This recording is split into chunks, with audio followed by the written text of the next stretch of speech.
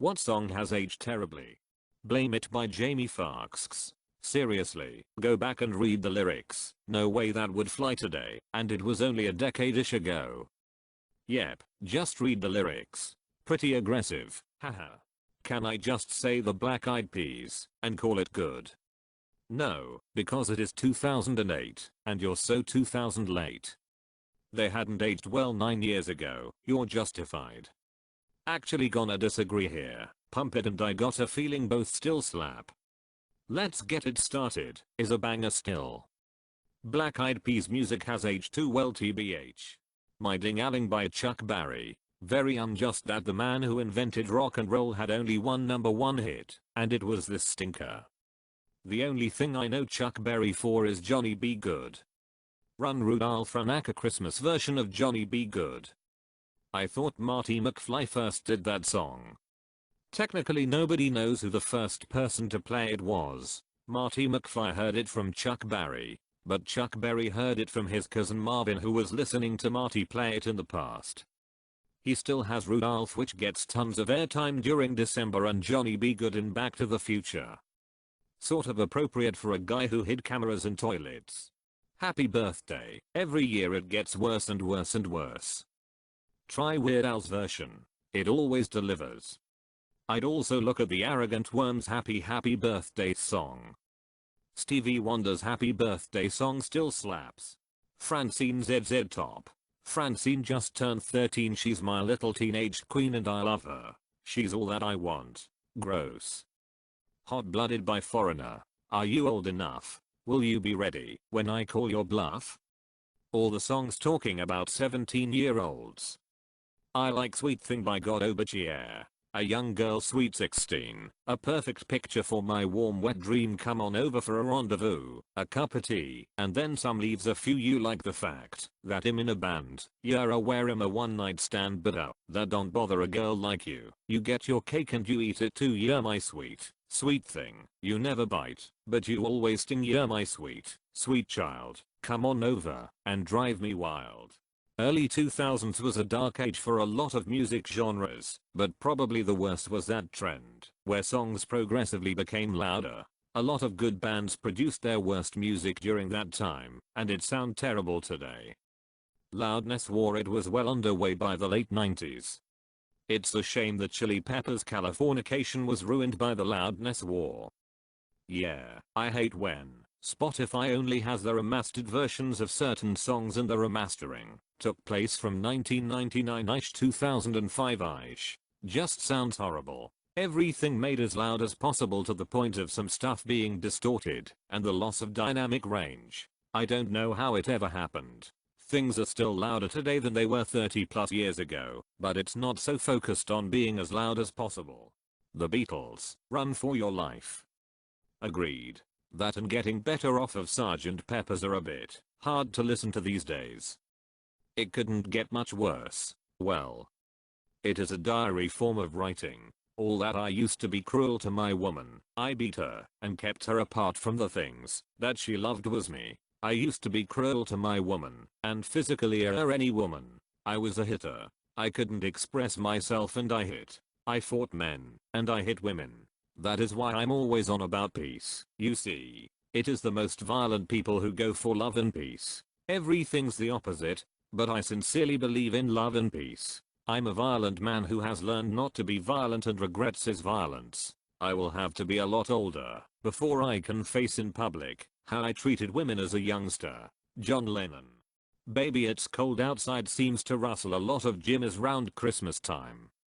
Others have noted that cultural expectations at the time of the song's writing were such that women were not socially permitted to spend the night with a boyfriend or fiancé, and that the woman states that she wants to stay while "What's in this drink?" was a common idiom of the period used to rebuke social expectations by blaming one's actions on the influence of alcohol. I'm a rabid feminist, but I understand historical context. This song is actually giving the woman quite a lot of agency while allowing her to save face. There's also the fact of selective outrage.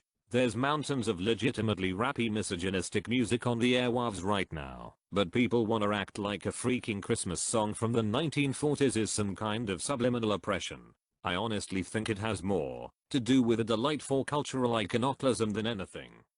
Rehab by Amy Winehouse is the one I always think of. Turns out she should have gone to rehab. Age ain't nothing but a number. The R. Kelly documentary goes into the details.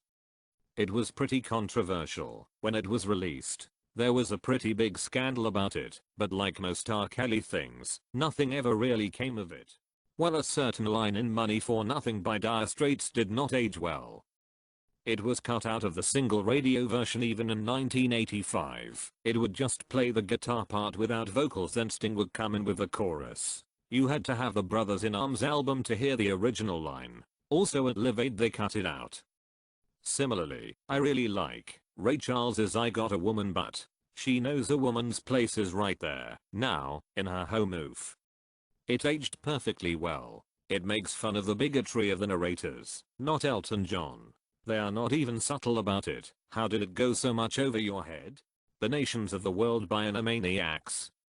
Yes. Fantastic answer. Have you seen any updates the voice actor has done? Cannot recall his name, but I remember seeing a couple different updates in the last couple years. Rob Paulson.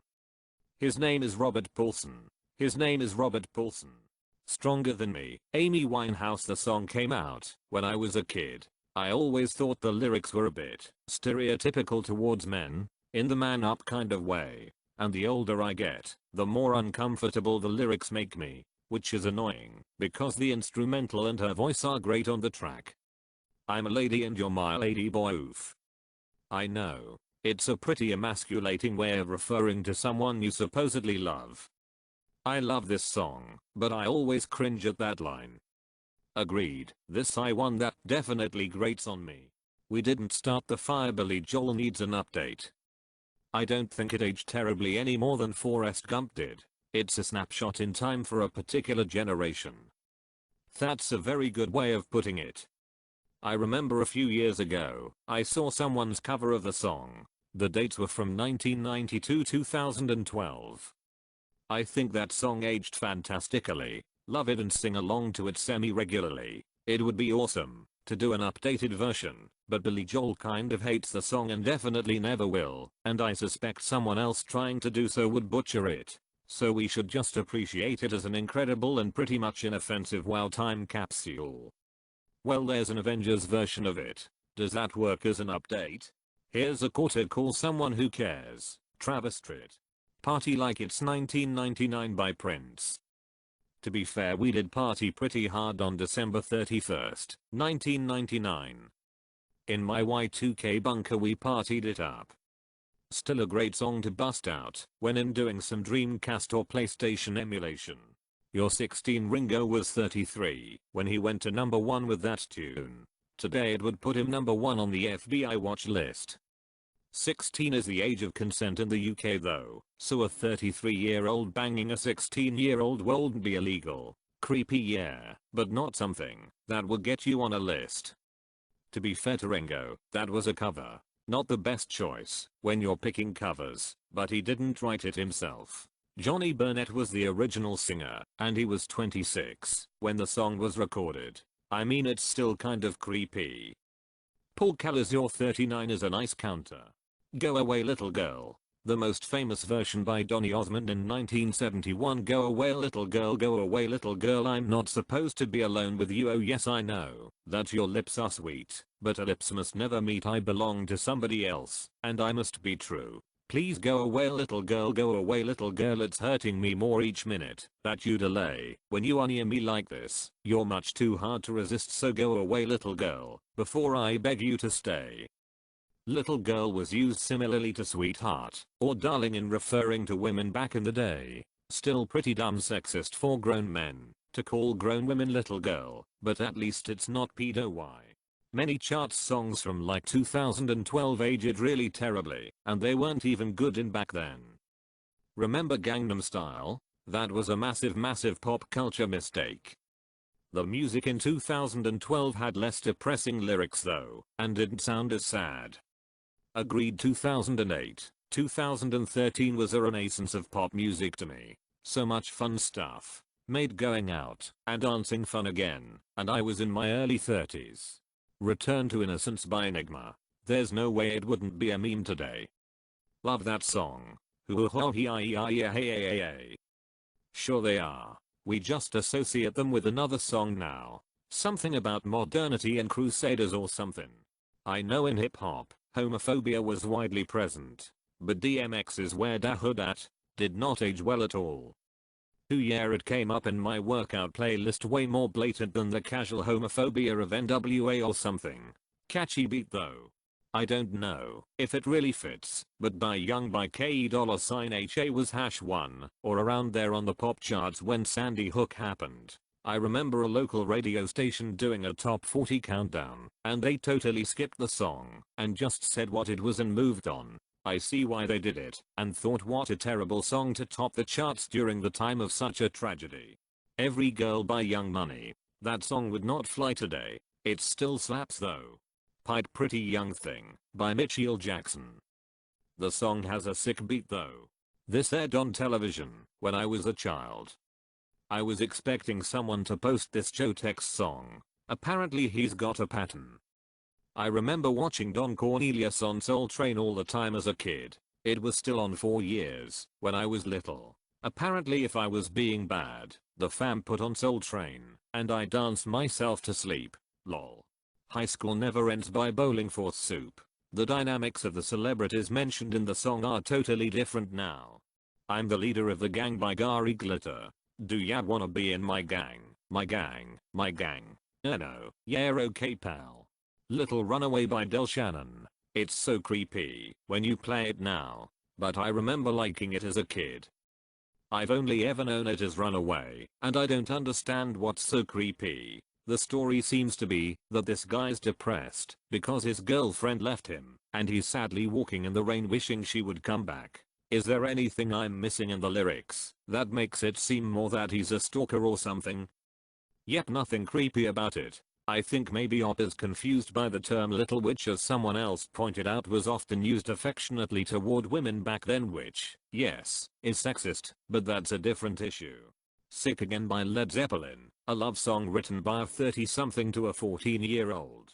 I always thought that song Pumped Up Kicks was rather dark for all the mainstream attention that it got. It was kind of tasteless, even when it was released, but these days it is especially bad given how common school shootings are now. It's catchy, sure, but it's dark. It's supposed to be disturbing. If anything, it's aged way better, because the issue has only gotten worse. Apparently nobody actually notices the lyrics. Badger Men. Who Let the Dogs Out? That song was always terrible. I can't remember where, but there was a thread somewhere where somebody answered this question. It was Steve, because he was the guy on set that let them out for the cameras.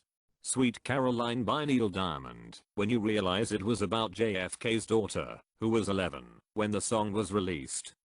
I thought it was written just so it could be played at a college football game. Hey, Diamond also wrote Girl, You'll Be a Woman Soon, so that was a myth. I believed it too for a while. The song was about his wife, but he needed a 3-syllable name to make it sound good.